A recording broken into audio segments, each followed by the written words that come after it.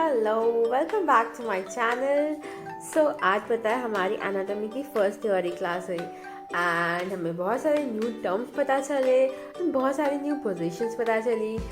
तो I thought चलो आज एनाटॉमी की फर्स्ट क्लास के बारे में रिवीजन करते हैं। तो यहाँ पे मैं अपने जो फर्स्ट क्लास में जो हुआ उसके बारे में I will be just giving the summary overall. तो इस पर क्या होगा ना, कुछ बच्चे अभी जो सेकंड राउंड के लिए वेट कर रहे हैं वो भी यहाँ से रिवाइज कर सकते हैं, और बाकी हमने जो क्लास में पढ़ के आ रहे हैं तो हम में से भी कुछ लोग रिवाइज कर सकते हैं MBBS की जो भी जिनकी भी स्टार्ट हुई है फर्स्ट प्रोफेशनल्स की preparation. Okay let's start it.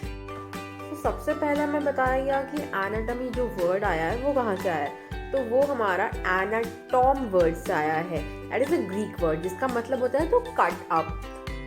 So, as you all know, that Unacademy is the India's largest learning platform.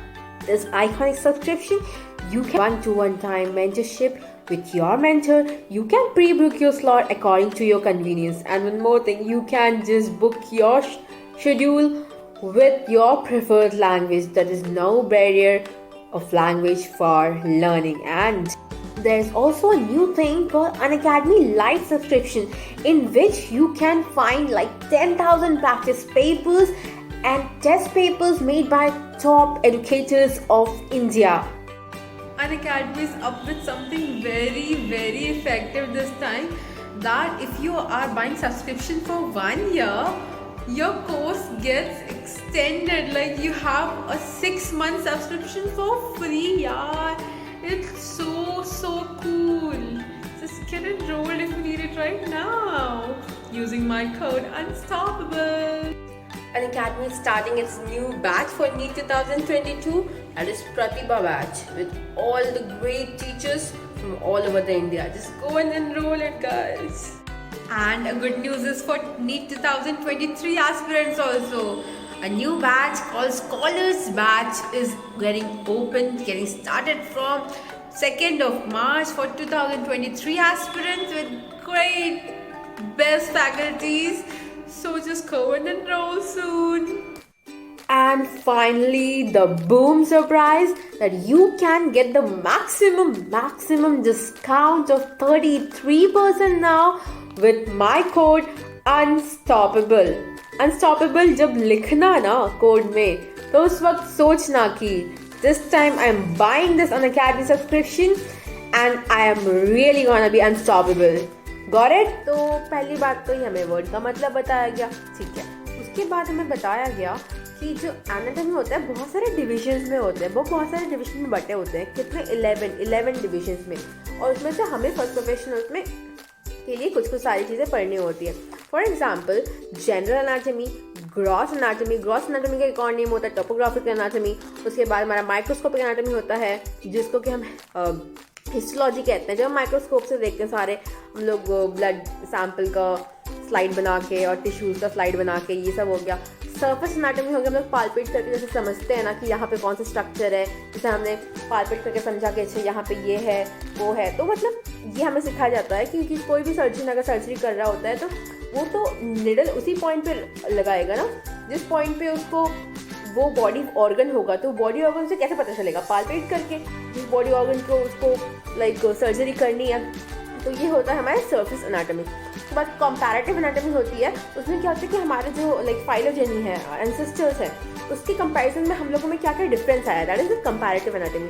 उसके बाद होता है फिजिकल एंथ्रोपोलॉजी, जैसे हमारे जो ह्यूमन रेस है, ह्यूमन रेस में कितने टाइप्स के पूरे रेशियल ग्रुप्स है ना, तो उसमें क्या क्या डिफरेंस आया था एनाटॉमी के ऊपर। तो ये होता है that physical anthropology. Okay, next is living anatomy. Living anatomy में हम लोग क्या करेंगे, जैसे कि हम लोग इंस्पेक्ट कर रहे होते हैं लिविंग बींग्स को ना, कैसे पालपेट करके या फिर परक्यूशन करके। तो हम लोग और भी सारे टेक्निक्स होते हैं, जिससे गैस्ट्रोस्कोपी हो गया, साइटोस्कोपी हो गया, ब्रोंकोस्कोपी हो गया, जिससे हम लोग कैनाल से अंदर स्कोप एक मिनी कैमरा टाइप का इंसर्ट करते हैं, एंडोस्कोपी हो गया।